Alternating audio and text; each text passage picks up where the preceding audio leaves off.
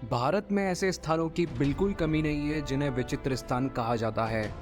कर्नाटक में एक ऐसी ही जगह है जहां नदी के किनारे विशालकाय चट्टानों पर 10 या 20 नहीं बल्कि हजारों की संख्या में शिवलिंग बने हुए हैं।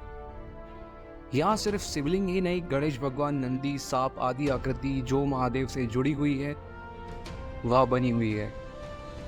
यह नदी एक बार में हजारों शिवलिंग का जलाभिषेक करती है। तो आइए इस स्थान के बारे में कुछ जुड़ी लोक कथाओं के बारे में जानते हैं।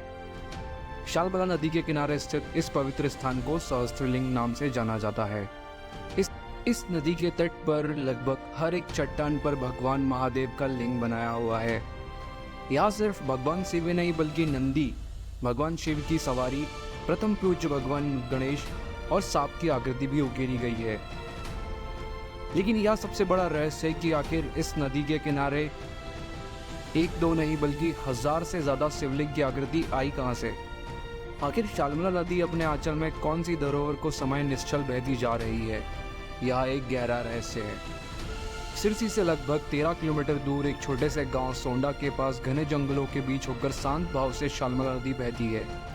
नदी में इतने विशाल पत्थर है जिन्हें नदी से हटाना तो दूर हिलाना भी संभव नहीं है। माना जाता है कि गहरे धूसर रंग की ये चट्टानें जिन पर शिवलिंग बने हुए हैं सॉफ्टिक से निर्मित है।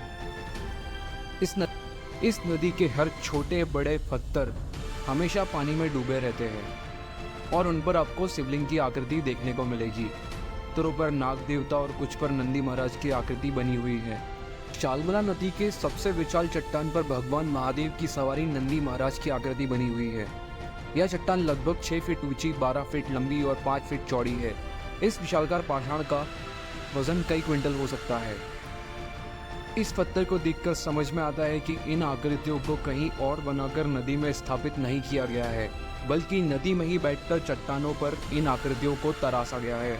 यह चट्टानों पर कितने शिवलिंग, नंदी और सांप की आकृति तराशे गए हैं, यह जानकारी किसी को उपलब्ध नहीं है।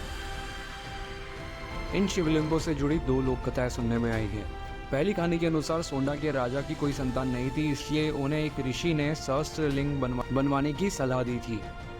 राजा ने शालमला नदी में उपलब्ध प्रत्येक शिला पर शिवलिंग बनाया। कहा जाता है कि इसके बाद राजा को संतान की प्राप्ति हुई। और दूसरी लोक कथा के अनुसार 16वीं सदी के राजा सदाशिवराय वर्मा महादेव के काफी बड़े भक्त थे।